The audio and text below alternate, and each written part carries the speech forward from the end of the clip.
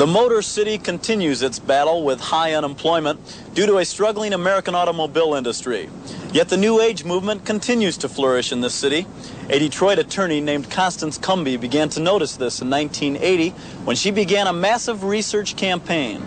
I'd go in there and I read practically everything in the store on prophecy and biblical commentary.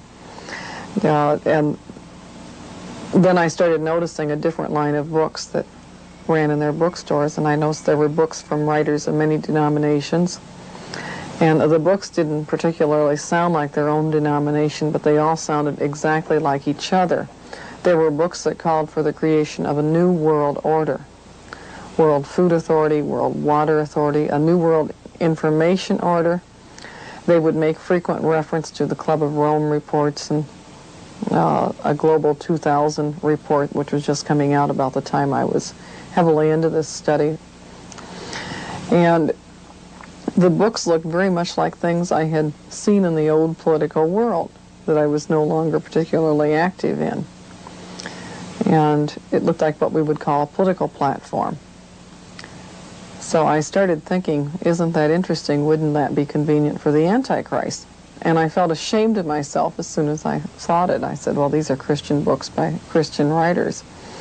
But my attention was riveted to those books, and I kept going back and looking, and I noticed the vocabulary was rather unique. Now, if there's one thing I've always prided myself on, it was my vocabulary.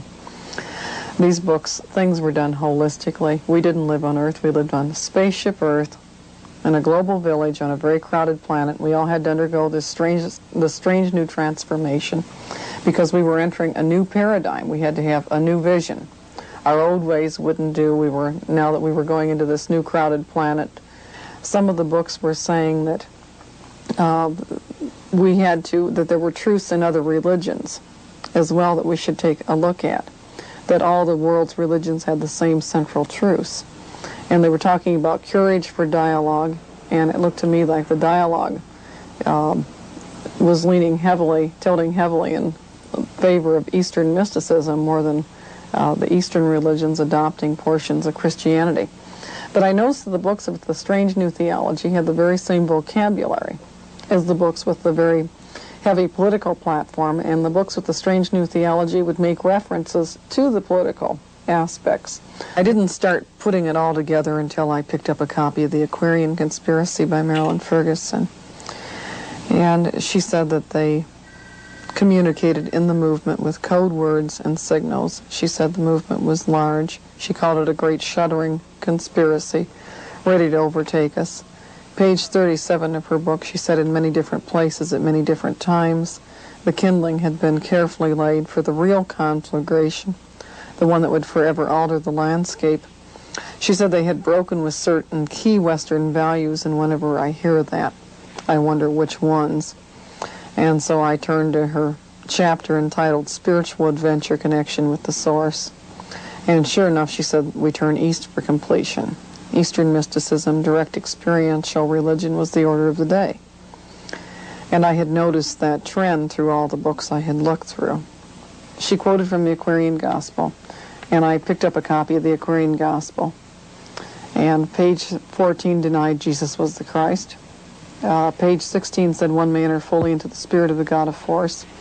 And that rang a bell with another Bible verse I'd learned. He shall honor in his estate the God of force is a God whom his fathers knew not. Daniel 11:38. That's the King James Version I was quoting from.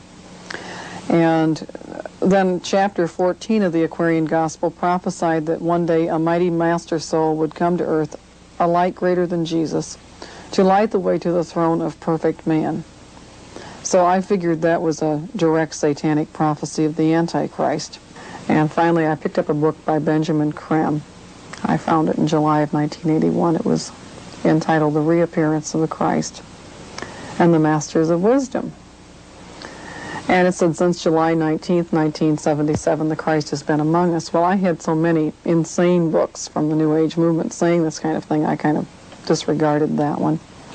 Put it aside until I was computer cataloging the collection in September.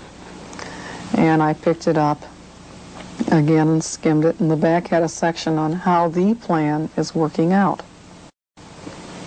Well, I had suspected that there was a plan, but I didn't expect to find an admission in writing that there was a plan. That was more than I ever dared hope for.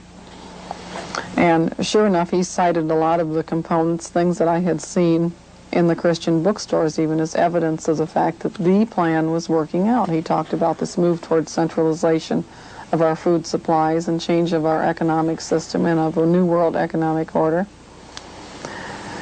And he said that they had hoped that the Christ would make his declaration by mid-1982 at the latest. And at that point, I skimmed through Benjamin Krem's bibliography in the back, and he had said he was an Alice Bailey disciple. I'd never paid that any attention either.